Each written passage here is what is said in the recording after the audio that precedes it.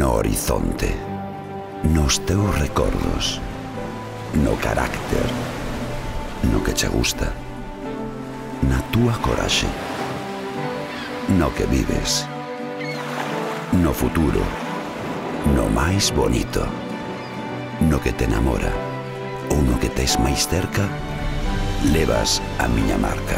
Cando se trata de escoller o mellor, o noso mar marca.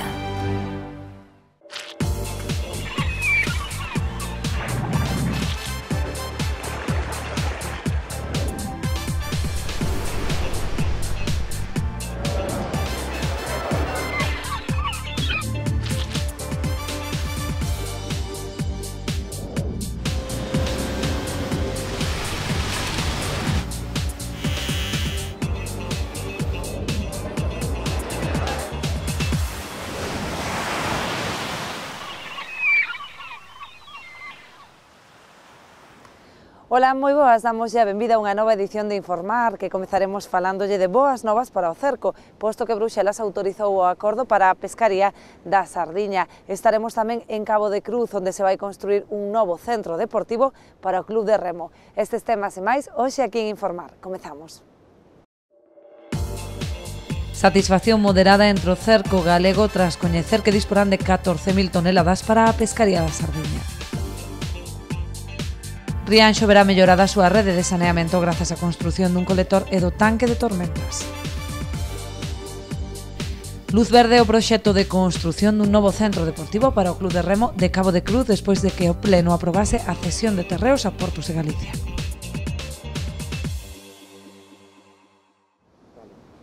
A flota galega disporá de 14.000 toneladas de sardiña para este ano, aínda que valoran positivamente que se alcanzase un acordo, consideran insuficiente esta contía. Despois de que Bruxelas dese luz verde o acordo entre España e Portugal para a pesca de sardiña, o cerco galego confía en conseguir un incremento da cota. Disporán a partir de maio de 14.000 toneladas, contía que podería incrementarse en 7.000 máis se os estudos biolóxicos constatan a recuperación do recurso. Non é nada, pero dentro do malo, pois nós tamén quedamos de acordo a setar, porque é moito mellor a setar isto con xerre. Que pasa? Pasa que a nós tócanos cada barco, pois tócanos 7.000 e non chegamos aos 8.000 kilos para todo o ano, claro, isto prácticamente non é nada. Entonces, nós o que estamos pendientes, que a sardiña está se recuperando, e a ver se temos suerte agora cando faga un estudio no mes de julio, é que dían 7.000 toneladas máis. Mentres tanto, dende a Cerga teñen previstas futuras reunións para establecer o reparto de cupos por meses, de xeito que a pescaría se poida prolongar ata o mes de novembro. Nós agora seguramente nos chamarán a Madrid para facer unha reunión a ver cos cupos que vamos a salir. Nós desde a nosa asociación mandamos 3.000 a hora a salir, 3.000 o primer mes e despois só coller junio, julio e agosto pasar a 6.000, se somos capaces de aguantar a cota, claro. E despois a partir de aí baixar outra vez hasta noviembre, que este ano xa cerramos en outubro, a ver se somos capaces de chegar a noviembre con 3.000. Tras anos de reducción de cotas, a flota do cerco comeza a constatar a recuperación da sardiña. Por esta razón entenden que é preciso plantexar cara ao futuro novos termos para a negociación con Portugal, que resulta moito máis beneficiada que España neste reparto. Nós tamén estamos bastante preocupados porque o reparto que temos con Portugal non é xusto. Porque Portugal ten 110 barcos de cerco. E nós, como somos Cantábrico e Noroeste, malo Golfo de Cádiz, que estamos todos incluídos, en total somos 380. De 380 das 14.000, Portugal pois levase o 77% e nós levamos un 33%. E claro, estamos falando que isto é discriminar total. Pero nós, cando se negocia a España, sempre perdemos. Váyanos en Bruxelas, perdemos. Con Portugal, perdemos. E con todo o mundo perdemos. Pero, bueno, esperemos que isto, cando se poda abrir un pouco máis de sardiñas, que se recupere, que se vai a recuperar, pois que haga un pouco máis de sentido común e que se reparta un pouco máis xusto. Porque xa dixo, nós tócanos 7.000 kilos, casi 8, pero non é nada para todo o ano os barcos. Que facemos con eso? E dá a nosa vida, que tamén hai que reconocelo, que a flota vasca en estes momentos da sardiña, están nos bonitos, senón nada, Entenden tamén que deberían artellarse liñas de axuda para compensar as perdas, especialmente para a flota de baixura, que se ve obrigada a parar polas estritas restriccións que impón a reducción de cotas. Hai unha flota pequena que non ten onde ir. Sardiña non pode coller nas rías. Xurelos nas rías non sai, que hai que vir a fora as pedras. O tempo está malo, sabemos como está o temporal. joder, é que polo menos que teñan un pouco de sentido común e que digan, pois mira, vamos a intentar pagar isto. E máis despois os portugueses cobran todos os meses, que aquí sempre se cobra un ano despois. A eurodeputada de Ague, Lidia Senra, ven de presentar máis de 80 alegacións para exixir un control máis riguroso na acuicultura. A eurodeputada galega propón unha serie de cambios sustanciais no proxecto de informe que manexa a Unión Europea, que segundo ela pretende favorecer a imposición do sector acuícola industrial a nivel europeo e relaxar os controis para autorizar novas explotacións. Para a propia Senra, trátase dun intento claro de favorecer as empresas multinacionais e os inversores. Entre outros aspectos, a eurodeputada galega sinala que non debe considerarse sostible ningún tipo de acuicultura que use fariñas e aceites de pescado para alimentar os peixes en cautividade, xa que supón seguir sobreexplotando os caladoiros para coller os peixes necesarios para elaborar os piensos. Tamén entende da necesidade de que a normativa sobre saúde animal na Unión Europea teña en conta a gravidade dos danos que provocarán nos ecosistemas os medicamentos para o tratamento de infeccións e enfermidades e os impactos que terán na saúde das persoas que coman peixes e mariscos procedentes do cebo industrial. Ademais, Senra exixe unha avaliación exhaustiva dos impactos económicos, sociais e medioambientais dos proxectos acuícolas, tanto antes de conceder a autorización para levalo a cabo, como para acceder ao financiamento do Fondo Europeo Marítimo e de Pesca. Tamén se amosa preocupada polo impacto que unha relaxación das condicións para implantar estas explotacións acuícolas tería sobre o sector da pesca artesanal, segundo ela xa bastante maltratada polo reparto desigual das cotas de pesca. Rianxo porá fin a varios puntos de control de vertidos coa construción dun novo colector e tanque de tormentas financiado pola Xunta cun investimento de máis de 6 millóns de euros. Unha vez autorizada a semana pasada a actuación por parte do Consello da Xunta, a obra segue a avanzar na súa tramitación coa súa licitación. Trátase dunha actuación de gran importancia, presupostada nuns 6,5 millóns de euros, e que virá resolver os fallos no funcionamento dos bombeos debido á elevada filtración da auga á rede. A actuación amplamente demandada en Rianxo virá a solucionar tamén os graves problemas de verteduras industriais que afectaban tanto á rede como ao colector xeral como á propia Edar, insuficientes para asumir todo ese caudal. A obra, incluída no Plan de Saneamento Local redactado por Augas de Galicia, prevé a instalación dun novo colector interceptor e un novo tanque de tormentas. Esta actuación levará aparellada tamén as obras de ampliación da actual estación depuradora por un importe de máis de 7,5 millóns de euros, polo que o montante económico ascenderá aos 14 millóns de euros, financiados nun 80% polo programa europeo FEDER.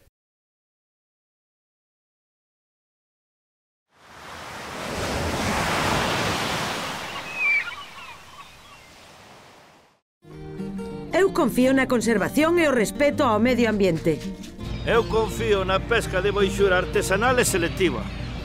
Eu confío no traballo feito con esmero e agarimo. Eu confío no mellor sabor e na máxima frescura. Confía na calidade e busca este distintivo. Pesca de Rías, de onde senón.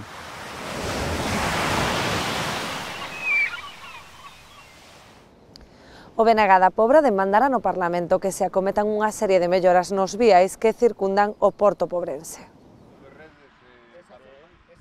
O BNG da Pobra levará ao Parlamento galego mal estado da rúa Xerardo Fernández Albor e a súa continuidade ata o Paseo dos Areos. A zona está en moi mal estado, co firme cheo de fochancas, o que representa un perigo tanto para os peóns como para os vehículos. Segundo explican os nacionalistas, a conservación do lugar depende exclusivamente de Portos de Galicia, que non asume as súas responsabilidades.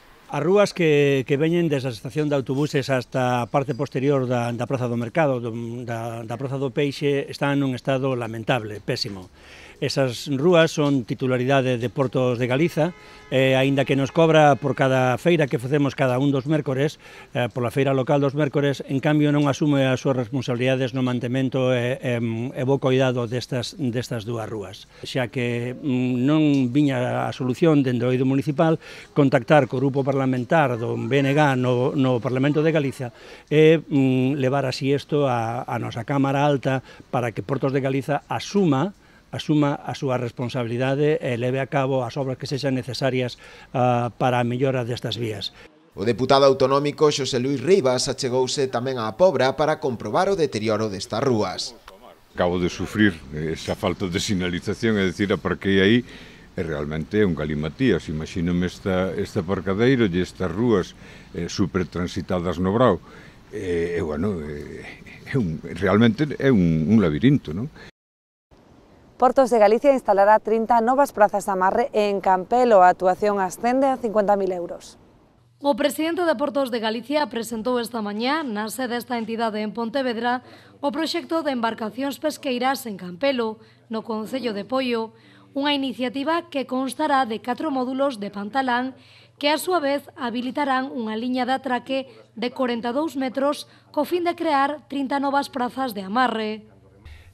As prazas son, en función dos datos que nos dou a propia cofraría, 24 de 6 metros de eslora por 2,6 metros de manga, 5 prazas de 8 eslora por 3,45 de manga, e despois hai unha praza máis, unha embarcación xa de unha dimensión maior, que son 10 de eslora por 3,95 de manga.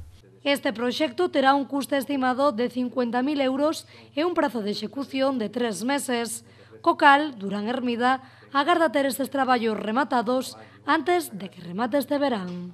Iso quere dicir que como o verán me parece que chega hasta o 20 de setembro, empeza o 21 de xuño, o mellor non está o 22 de xuño, pero pode estar o 19 de setembro. Quero dicir, digamos, entendamos esta previsión dos técnicos de Portos de Galicia nun sentido amplio. Eu, a finais de verán, como moito principios de outono, debera estar culminada a actuación, o cual vai a permitir que no vindeiro inverno os profesionais da Cofradía de Pontevedra que utilizan a dársena de Campelo pois poidan ter esa mellora importante nesa instalación portuaria autonómica.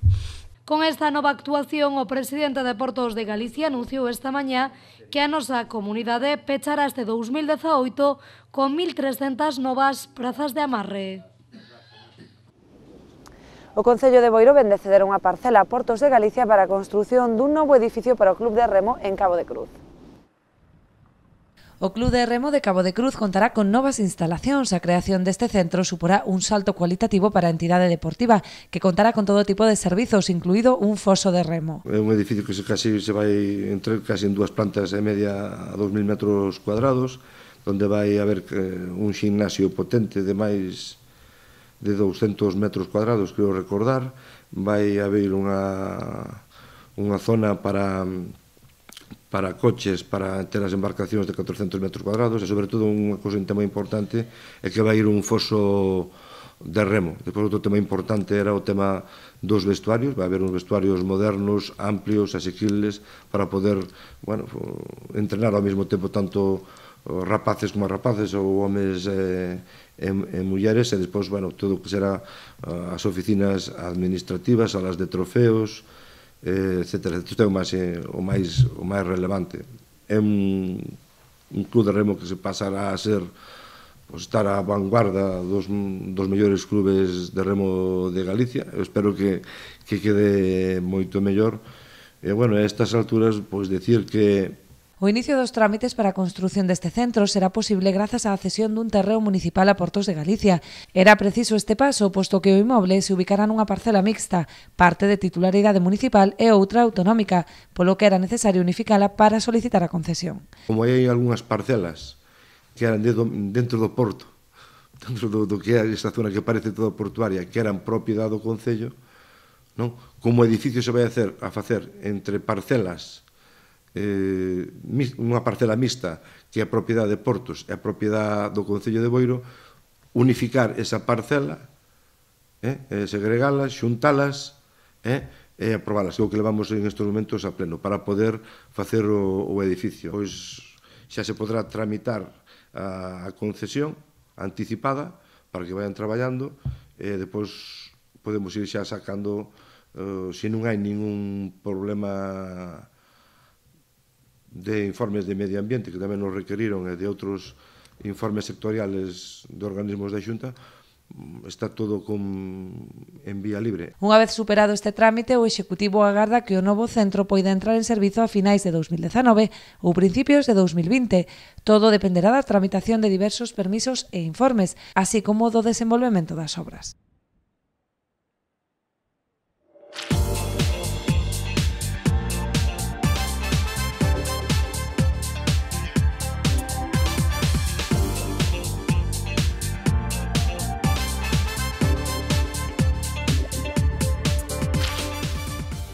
no horizonte, nos teus recordos, no carácter, no que che gusta, na túa coraxe, no que vives, no futuro, no máis bonito, no que te enamora ou no que tes máis cerca, levas a miña marca. Cando se trata de escoller o mellor, o noso mar marca.